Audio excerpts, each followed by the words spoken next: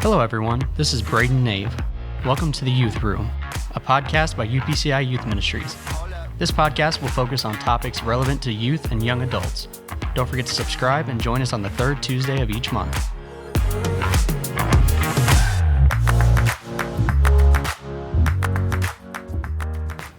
All right, welcome back to the Youth Room. We are once again joined by Brother and Sister Reinking for our third part on relationships. And this is the big one. I said in the last episode, this is the meat and potatoes. It is dating. And Brother Reinkings, before this, referred to it as the lovey-dovey section. Oh, great. So we are going to go ahead and dive right in and get on with our first question. So it's a similar question to what I asked in the friendship section, but what should we be looking for in a significant other? Well, she should be beautiful and he should be handsome, right? Those are obviously the givens, right? So beauty is in the eye of the beholder, but I would say a lot of the similar things that we talked about in the friendship episode is that it should be someone that's faithful to church and faithful in worship and a kind person, an encouraging person, someone that's going to help pick you up and not drag you down. This person should be one that is helping improve your spirituality, not reducing their spirituality, if we could say it that way. A whole lot more things. Before I get going too much further, do you have anything from your perspective? I think that this person should be someone who will challenge you to be better in all parts of your life, not just spiritually, which is important, but even practically. Yes. Like you did for me when we were going to Bible school together. Hey. Yeah. Should we tell them about that? Sure, it's up to you. I mean, all right. I mean, so we knew, when we met, we referenced it in the first episode about I was on a ministry trip. I wasn't there to minister necessarily, but to look at ministry and to be involved traveling with an evangelist and his family. And so I knew at that point I was already called. I knew I was going to IBC. So we had those conversations when we were first meeting, and she had already felt called to go there before we met. So I wasn't the magnet that drew her there. It was the Lord, which goes back to the whole triangle concept that I've heard taught before, like if you are the bottom points of the triangle, that you should not be trying to go towards each other, but go towards God, and eventually your paths will cross. So that's what we were doing.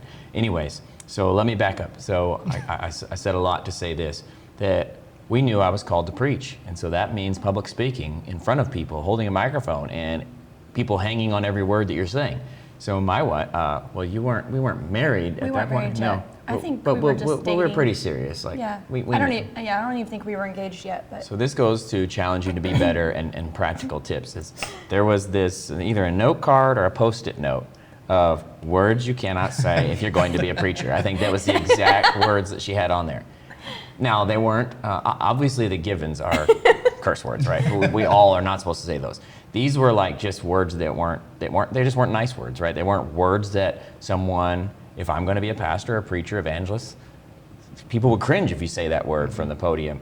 And sadly, some people in my friend group or just around, maybe I even was saying some of them, and again, they weren't horrible words, just not the best words to use. And so there was this list of words, which can go unnamed at this point, because I really don't even say them anymore and can't remember half of them because she helped take them out of my vocabulary. And it was not done in a condescending manner, like that she was better than me. It was she was trying to better me. Mm-hmm. And so it was super helpful. When I saw that little Post-it note, I was like, this girl loves me. I'm like, and this is going to work out great. So that's why I called this the lovey-dovey section. So. Yeah, because I was like, well, I don't want you to embarrass yourself. Mm-hmm. These are some things that can help you to be better, because I mean, at that point, it doesn't matter. I mean, even a friend should do something like that. You should try to make someone look better, to be better. Mm-hmm. And so that's that's why I'm saying they need to challenge you to do better. Like, listen, I think that you can do better and be better than what you are right now. And they have to believe in you, and you need to believe in them. If you think that they are, if they say they want to, I'm not saying you have to be a preacher, but I'm just saying, let's say it this way, that if they say they're going to be a preacher and you think that they are the worst speaker you've ever heard, and you just okay, I don't think so. I don't think you're right. You either are going to have to be able to lovingly help them, encourage them to either be better, or you're going to have to recognize like that person's not for me, because I will never think that they are the best preacher. Because if you're going to marry someone who says they're a preacher, you don't think that they're the best preacher. And if you can't do that, then you just need to be like, okay, like that person's not for me, because I do not think that that you even know what you're saying right now. Another example, this happened once we were already married, I'm pretty sure. We knew we were called into youth ministry. And so for my birthday, I'm pretty sure it was birthday, she got me a binder, and she had gone on the internet and searched all these youth sites for games, for lesson ideas, tips for youth pastors, and had printed it all off and put it in these sleeves, and then had labeled them and organized them, because like she knew that we're both organized, we both like things in its place. And she gave me like this notebook that was like youth ministry tips and helpful ideas. The only money that, we were struggling young married couple at Bible school trying to make it. And so to me, I was like, that was like the most valuable thing she ever gave me. And so how did of course we were already married at that point, but the little note thing led me to think she's trying to make me better, and this is a team effort.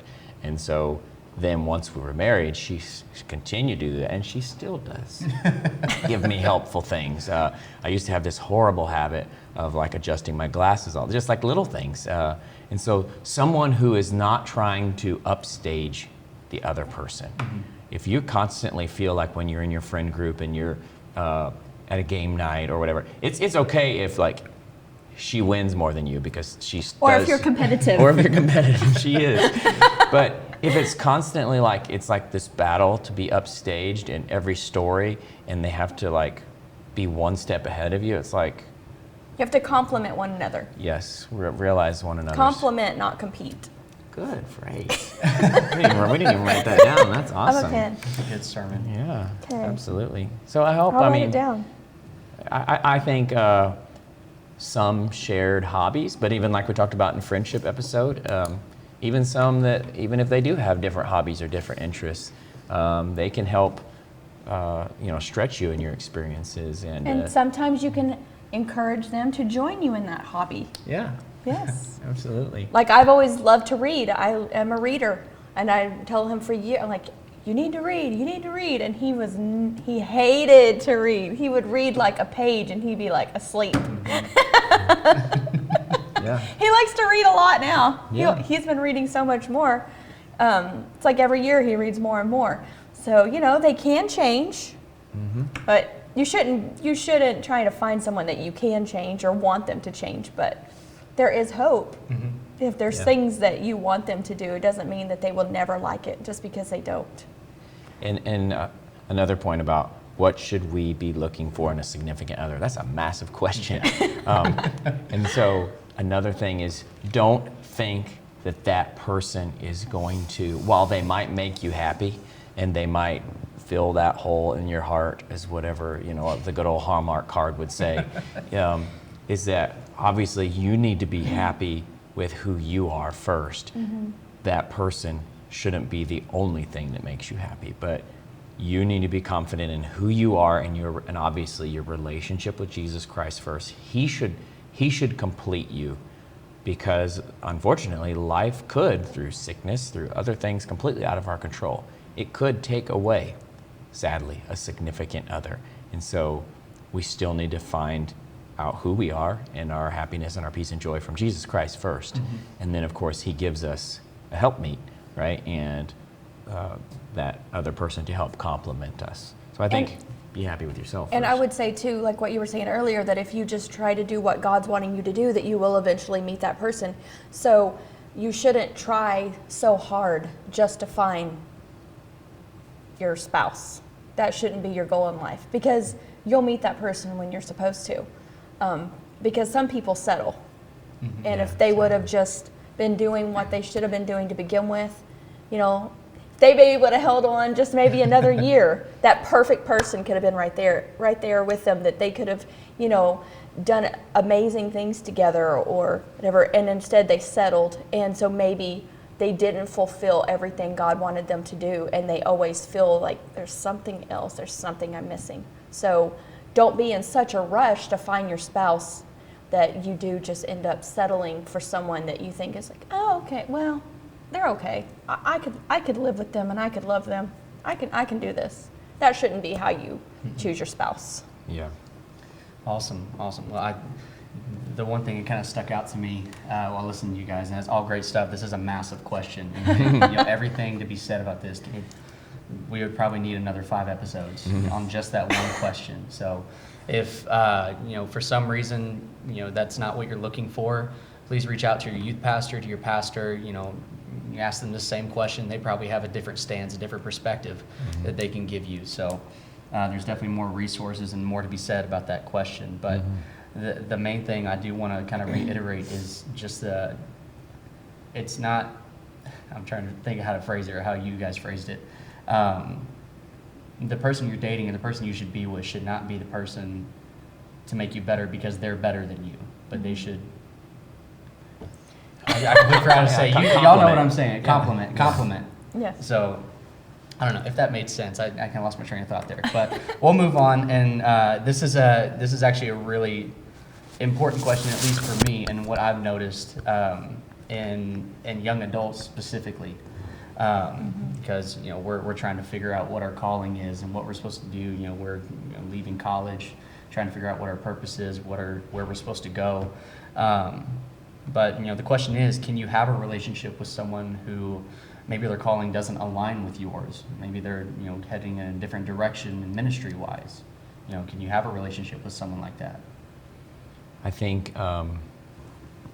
you can be friends with people that maybe your callings don't align. But if this is, I know we're specifically in dating right now. So if we're in a dating and even thinking further along down that path of marriage, and callings are different, I think that it depends on we kind of have to define that a little bit more, I think. So if it's like, well, one feels called to an evangelist and the other feels called to missions, there are ways that those could work together, because you could travel to different mission fields and still be in the evangelist ministry, or you could, while you're on the evangelistic field or whatever, you could help bring more awareness to global missions or whatnot. But if you're someone that I'm called into the ministry, but the significant other that you're very interested in, he or she is not ministry minded, that is going to be a huge challenge, because it takes both the husband and the wife to be focused on ministry, because it takes so much time and there are so many critical decisions that happen with your time and with your family and where life takes you, that if you see that differently, you're putting, I don't know how to say it, like, I guess you're almost like putting a wedge before you a strain on the relationship before you ever get to when the relationship's supposed to be a covenant that lasts until death do you part, as we say in the ceremony. So why put in something that we're like, well, we're not even sure we can do ministry together, but then all of a sudden you want to do life together too? That's not going to work out well. But the other side, if your ministries are different, I think if you really believe that you're meant to be together, I think you can find ways to where those different callings could work together. Does that make sense? Or do you see it differently? Or do you get kind of what I'm saying about that? I think there are. Well, I mean, I think there are some callings that can align, that could be worked together. If someone feels called to be a music minister, obviously you can do that with, someone who is called to North American missions or global missions or whatever. You can do that in a lot of different ways. But I mean, I guess you could say if someone feels called into youth ministry and they feel strongly, like he felt called specifically to be a youth pastor. If he felt specifically to be a youth pastor, but I felt like, no, I'm going to be a missionary and I'm going to Africa. Like, that's an obvious difference right there. Because, I mean, he's not really going to go to Africa. Not that they don't need youth pastors, but he didn't feel called to go to Africa. I mean, and that's totally different. So I feel like it might depend on what those callings are. True.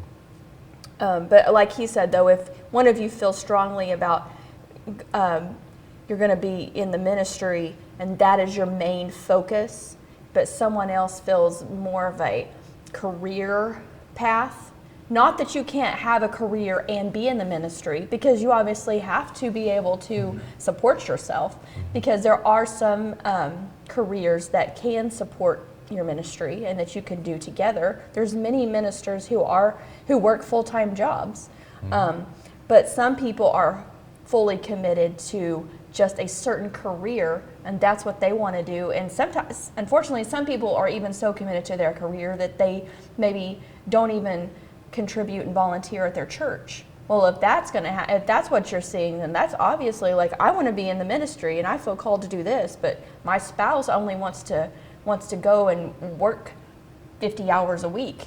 Well, then you're going to be doing the ministry and the volunteering at church by yourself. And then what happens when you start having a family? And then like, those kids are going to be confused. They're not going to be like, okay, well, dad's working all the time, but mom's always at church, and like dad goes to church when he's off work, but you're already, it's just those. I don't know if you would even call it. I don't know if that's a calling or if that's just the way, because that can happen to anyone, But unfortunately, I guess maybe that's what I was saying earlier when I said that sometimes people settle. Sometimes someone in the ministry is wanting a spouse so bad that they settle for someone who maybe is not feeling a calling on their life. And so then that is what can maybe hinder their ministry, because they aren't as committed to working in the kingdom or even just being a volunteer at church. Sometimes they don't see the importance of that and being a servant like someone who had this calling did. And so then when they get married, then you're going to go one way or the other. You're either going to pull that person more into the ministry with you, or they're going to pull you down. And a lot of times it seems like that person who's not wanting to be as involved starts pulling that other person back.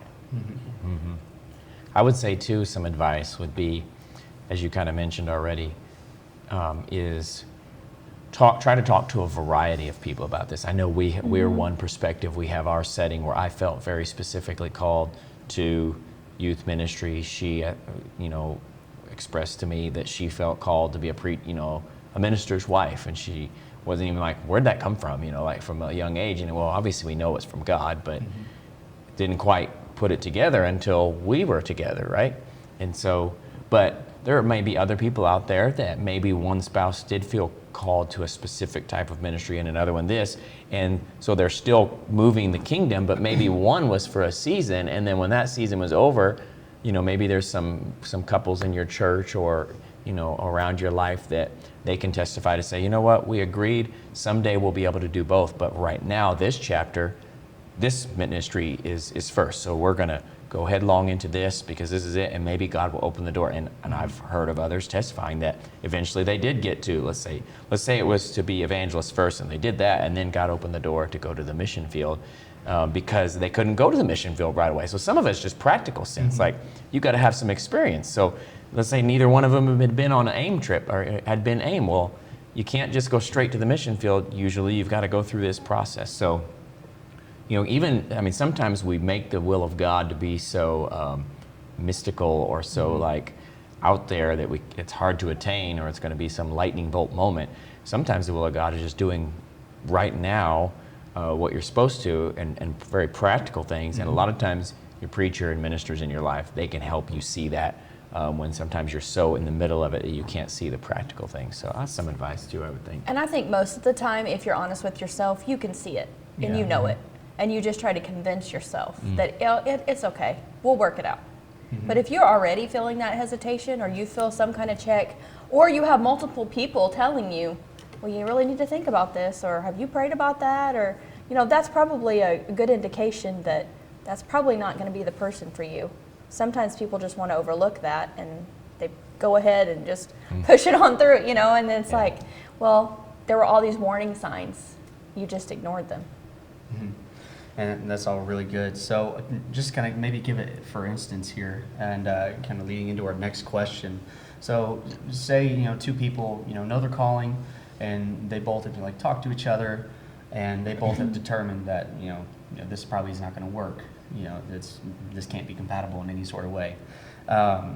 Is it okay to still date? Like, can you date someone even though you're not going to get married to them? Like, is that a practice that should be done for our young people? I would say this depends on like my definition of what I think of as dating, especially if you're referring to young adults and you've already got to the point where you're having a conversation about what your future life path is. I mean, you've gotten pretty far down the road with that person in the relationship building, that if you get to that point and you've decided your paths are different, I think you've just got to agree that we're going to be friends, and maybe you can still hang out, but you just need to be really cautious because you may get so close to one another that eventually one person will be willing to give up their path and go on the other's path, and they might do the settling thing that Kimberly talked about, and they may miss out on what their real path was because you get so far down that relationship trail that it's separation is difficult. So if you've already had that conversation where you realize we're on separate paths, save yourself and the other person some heartache of getting so close that the separation is even more challenging. And then maybe one or the other of you have missed your door of opportunity at that stage of life to walk through whatever door God had open for you. So, would you say so? Yeah, I mean, because at that point you've already, I mean, the purpose of dating is to find the person that you're going to marry. So if you've already established that you're not going to get married, then why would you continue? Mm-hmm. I mean, like he said, like if you change it into a friendship, you can still, but then like just being cautious.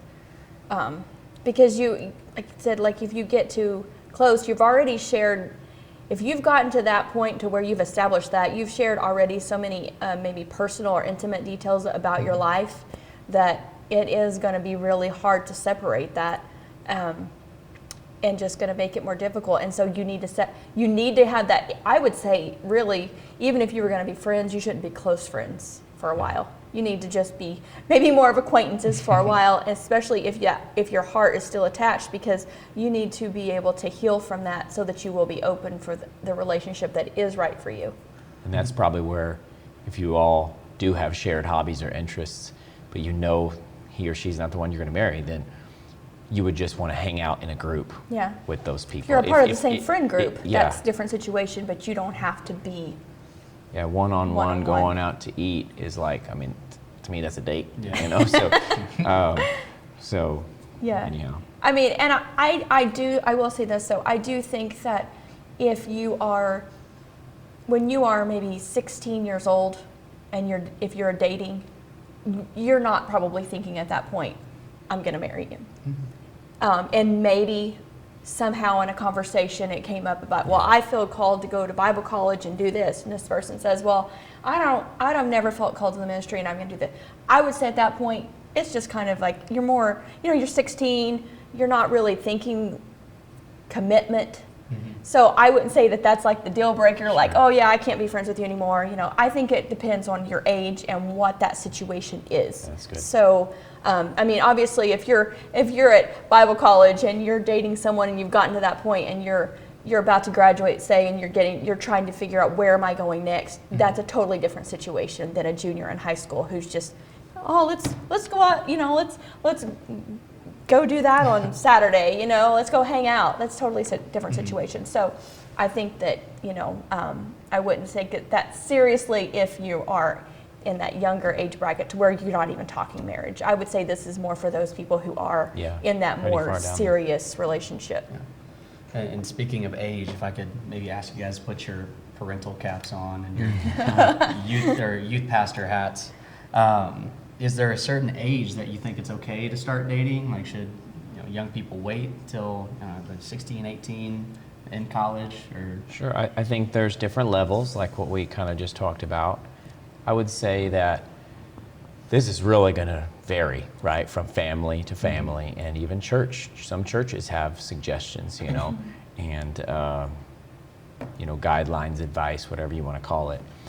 I really think it depends on your setting, and kind of what I see is, because dating, if you view dating as the purpose of finding out who you're going to marry, when you're under 16, there's always this like, oh, he's got a boyfriend, girlfriend, even like in elementary school, right? And it's just like, oh, she's cute, or and some boys think the girls have the cooties still or whatever. So I know I just made myself sound really old there, but and And then there's like, camp dates and, all that sort of stuff. So recognizing kind of the stage that you're at, to me, like that 16 to 18, like that's like group dating, right? Mm-hmm.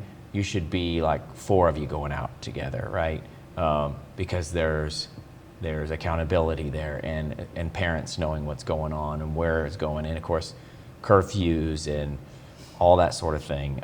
Group dating, I would say 16 to 18. Then it's probably 18 and beyond is when, and during that 16 to 18 is where trust is built with parents.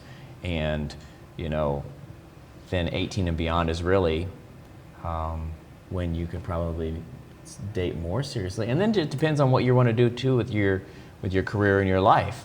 If education is super important to you and you've got a 4 or 8 year track, you got to kind of think through that. What kind of commitments are you making for yourself of how much of your education you want to have done before you're ready to tie the knot, let's say, right? And say yes and walk down the aisle. Having some of those things also for you personally depends. So I think it's kind of between the parent and the kid, it's kind of this right, two-way street, kind of like, okay, some of it's the kid. Now that doesn't mean the kid makes all the rules, but if they know kind of the path of their life, I don't know. I hope that helps. Is that? Yeah, I would say, yeah, because, when you are, like, I think that dating means that you have to have some kind of independence. If you can't drive yourself to a date, are you really dating? Like, my mom's dropping me off to see my girlfriend. I mean, to me, that's not really dating. That's embarrassing. I don't think that that's really dating. So I think you have to have some level of independence. So that's why 16 seems like a good number, because like, okay, well, most of them have their driver's license so they can drive. But I do think at that point, most of them, or they should, they're a little more immature as far as like a dating relationship, because you don't have a lot of experience. When I say immature, I mean because you're inexperienced, I guess would be the better word. So going on group dates, that kind of gives you that experience of like, okay, well, I'm with this girl and she could even be your girlfriend, but you have all these friends around. It takes away awkwardness. It takes away some of the insecurity because there's other people there, and it doesn't have to be so serious, and it doesn't have to be so intimate, and it doesn't have to be lead to those situations where you could be put in maybe situations that you shouldn't be in. And that's why it's so important to start out with group dating, to just kind of get to know each other and the whole dating experience. And I know you have phones and you can get to know each other that way, but when you're face to face, it's different than texting and even FaceTiming, because there's just mannerisms, there's just all kinds of things that are different when you're face to face. And then, like you said, like maybe when you reach 18, you are officially an adult. So I mean, I would say you probably could go on a date then. I mean, I don't know. I would say my kids can't, but I don't know. There's your answer. No. You're wondering what age. Well, for time's sake, we are running out of time. I do want to ask one more question because I think it's really important, especially for our age group, high school age, and maybe not as much in junior high, but still an important issue. But what are some important boundaries young people need to set up in dating relationships? Big loaded that's a big loaded question, right? I think there are all kinds of relationship categories, right? Probably one of the most obvious ones would be, physical boundaries of where those lines are and deciding those before you ever enter into relationship. And of course, there are some that are absolutely biblical that we can find what's right and wrong. And that's why it's also important too that you should only date people who have the same values and the same beliefs or whatever as you, because they're going to be supportive of you, and you're going to be thinking the same things instead of when you have a relationship with someone who maybe is not living for God versus someone who is living for God, then those can vary. There could be such a variance of that. But if you're both living for God, then that should mean that you are thinking along the same lines. Absolutely. And recognizing too that even some people come from different backgrounds. And so mom and dad might think, well, this is okay, that's just what people do. And knowing up front, this is the line that's drawn. physically. Then I think emotionally too, being very careful about the things that you talk about emotionally and how much you share with one another. Because again, if it doesn't work out, it makes that separation a lot more challenging. I used to do this little illustration when I was a youth pastor of, I would get 2 pieces of cardboard and I super glued it and I put it together. And I'm like, okay, so whether this is a physical togetherness, an emotional togetherness, a personal togetherness, whatever, that when you're like this and then you try to separate it, and I super glued it like days before, right? So I'm like, these 2 used to be separate, but now they're together. And then I would hand it to someone. I say, all right, can you just pull those 2 pieces of cardboard apart? It's no big deal, right? Who cares what it's bonded together with? And they would try to pull it apart, and it would just rip, and both sides were just torn to pieces. And I would use the illustration. I would say, this is what happens when you go too far in any of these categories, right? And you get too connected. Then when the separation has to happen, both people are hurt. So, and you take pieces of that other person with you. Yep. Those things that you shared, physically, emotionally, whatever, your discussions, everything. Yeah. You take that with you. Mm-hmm. Absolutely. So I know we probably can't get too plain on this podcast, but that's where, parents and pastors and spiritual leaders, that's why they're there for you on the local church level to really help. And even people, for guys to talk to well-respected men in the church, obviously your parents first, mm-hmm. but people who could maybe have a guy's setting with you. This is where retreats are great, if you can have split sessions at retreats, or if there's things at the church, family discussions about this. And just be honest with your parents and ask them, hey, I need some help with this. If it's awkward to have that conversation with your mom and dad, then that's where, that's where youth pastor comes in really handy to help with that, and other people in the church that are trusted. And so I hope that helps. It does. I think, and definitely it's critical to have all of those boundaries set way ahead of time, mm-hmm. because it's a slippery slope, on morality hill, that you just make one step and before you know it, you could find yourself in a mess if you're not careful. So, awesome. Well, there's a lot more that could be said about everything that we talked to, family, mm-hmm. friendships, and dating. Unfortunately, we just don't have the time, but we do thank you for joining us. In a second, I will ask Brother Reinking or Sister Reinking, either one of you guys, if y'all want to pray over our young people. But I do encourage you to tune in to our previous podcast episodes on family and friendship, and also tune in to our future episodes. There's going to be some great content, but we've really enjoyed having the Reinkings with us. Y'all could just pray over our young people real quick. We'll close out. All right. Jesus, I thank you so much for the opportunity we have to discuss these things, Lord, and talk about the practical things as well as the spiritual impact of these decisions of all different kinds of aspects of relationships. Lord, specifically the dating and marriage and who we're going to spend the rest of our life with is very critical, as we talked about today, Lord. And I believe that you've given us principles in your word that show us about, being together with like-minded believers and boundaries that are important, and people in our life that are trying to watch out for us and watch over us. I pray that you would give wisdom, Lord, to these youth and young adults in every choice that they're making of who they're spending time with and who they're sharing their heart with. Help them to find, Lord, peace and joy with you first, Lord Jesus, and that you would complete them long before they're trying to find that in someone else, God. I pray you keep your hand upon us, Lord. Direct every path of every young person and young adult that's going to be listening or tuning into this, Lord. Keep your hand upon us. In Jesus' name we pray. Amen. Amen. Thank you for joining us. Don't forget to subscribe and follow UPCI Youth Ministries on social media.